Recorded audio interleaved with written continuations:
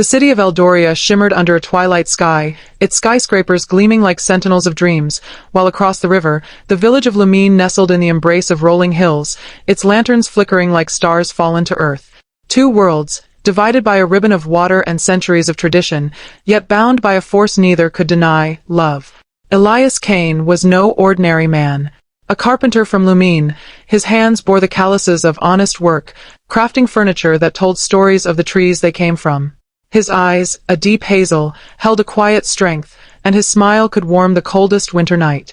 In Lumine, he was a hero, not for grand deeds, but for the way he listened, the way he mended broken chairs and broken hearts alike. Everyone loved Elias, for he saw beauty in the simplest things: a child's laughter, the grain of oak, the fleeting blush of dawn. Across the river, in Eldoria's glittering chaos, lived Amara Voss.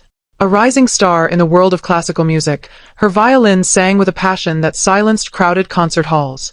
Her life was a whirlwind of rehearsals, galas, and the weight of expectations. Yet, beneath her poised exterior, Amara carried a loneliness that no spotlight could banish.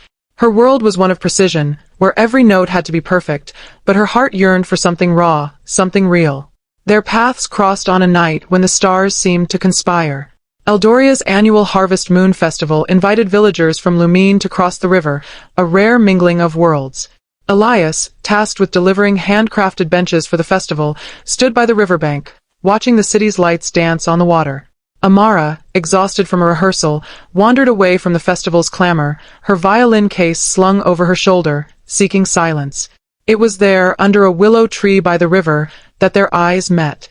Elias, leaning against his cart, offered a shy smile. Amara, caught off guard, felt her breath hitch. "You look like you're carrying the world in that case," he said, nodding toward her violin. His voice was warm, like a hearth after a long day. She laughed, a sound she hadn't heard from herself in months. "And you look like you could build one," she replied, eyeing the benches stacked behind him. They talked, first about the festival, then about the stars, then about the dreams they hid from the world. Elias spoke of carving a table that could hold a family's laughter for generations. Amara confessed her fear that her music would never be enough to fill the emptiness inside her.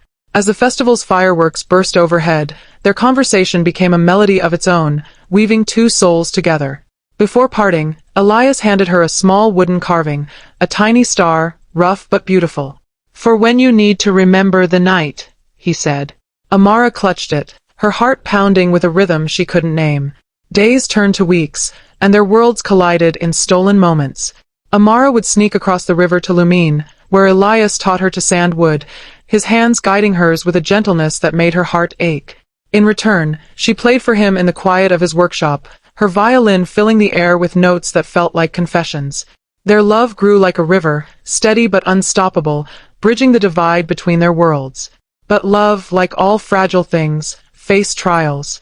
Eldoria's elite scoffed at Amara's visits to the backward village, whispering that she was throwing away her future. Her manager, Victor, a man with eyes like cold steel, warned her that her career hung by a thread. "You're meant for greatness, Amara, not some rustic fantasy," he sneered. In Lumine, Elias faced his own battles. The villagers, protective of their own, feared Amara would lure him to the city, stripping their community of its heart. "She's not one of us," they muttered, their words cutting deeper than any saw. One evening, as autumn leaves fell like embers, Elias and Amara met at their willow tree. Amara's hands trembled as she spoke of Victor's ultimatum: abandon Elias or lose her upcoming solo at the Grand Symphony Hall, a performance that could define her career. Elias, his heart breaking, told her of the villagers' growing resentment, how they'd begun to shun him, blaming him for inviting change. "I can't ask you to give up your music," he said, his voice thick. "And I can't let my village lose its soul." Tears streamed down Amara's face as she clutched the wooden star he'd given her. "What if we're the ones meant to change things?" she whispered. "What if our love is bigger than their rules?" Elias pulled her close, but doubt shadowed his eyes. Could love truly conquer worlds so far apart? The night of Amara's performance arrived, a crescendo of her dreams and fears. The Grand Symphony Hall glowed under chandeliers, filled with Eldoria's elite. Elias, against the villagers' wishes, crossed the river to watch her, his heart torn between pride and dread. Amara took the stage, her violin an extension of her soul. But as she played, her eyes searched the crowd, finding Elias in the back, his presence a beacon in her storm. Halfway through her piece, she stopped. The audience gasped, the silence deafening. Amara lowered her violin, her voice trembling but resolute. "This music," she said, "is for someone who taught me what it means to feel alive. Tonight, I play for him, for us." She began a new melody, one she'd composed in Elias's workshop, raw and unpolished, yet brimming with love. The notes soared, telling a story of two worlds, of a carpenter and a musician, of a love that refused to break. The audience was spellbound, some weeping, others clutching their hearts.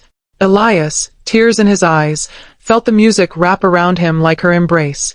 But Victor, furious at her defiance, stormed out, vowing to ruin her. The villagers, watching the performance on a live stream in Lumine Square, fell silent, their resentment softening as they heard the love in her music. The next morning, chaos erupted. Victor leaked a scathing article, branding Amara as a disgrace to Eldoria's legacy. The villagers, still wary, refused to fully embrace Elias's choice. Amara's career teetered, and Elias's place in Lumine grew precarious. Yet, in the face of it all, they met again by the river, under their willow tree. "I'd give it all up for you," Amara said, her voice fierce. Elias shook his head, his hands cupping her face. "And I'd never let you. We'll find a way, together." But how? The worlds they came from seemed determined to tear them apart. Then came the twist no one saw coming. An old woman from Lumine, Mara, the village's storyteller, approached them. She'd watched Amara's performance, heard the whispers of both worlds. Mara, with her weathered hands and knowing eyes, revealed a secret.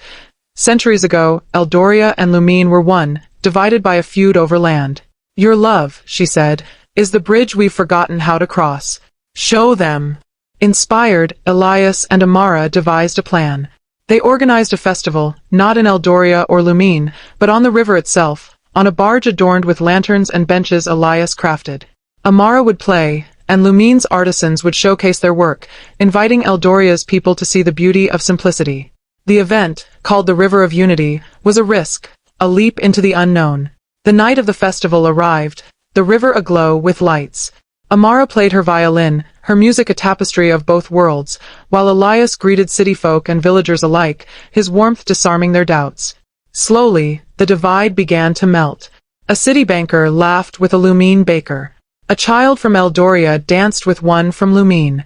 The music, the lanterns, the shared stories, it was magic, pure and undeniable. But Victor, unwilling to let Amara go, sabotaged the barge's anchor. As Amara played her final note, the barge lurched, drifting toward the rapids. Panic erupted, but Elias, ever the hero, leapt into action. With the strength of a man who'd carved his life from wood, he secured the anchor, saving the barge and everyone on it. Amara rushed to him, their embrace a beacon in the chaos.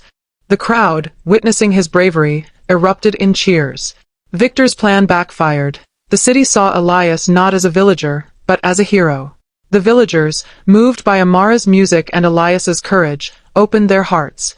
The River of Unity became a legend, a night when two worlds fell in love with each other, just as Elias and Amara had.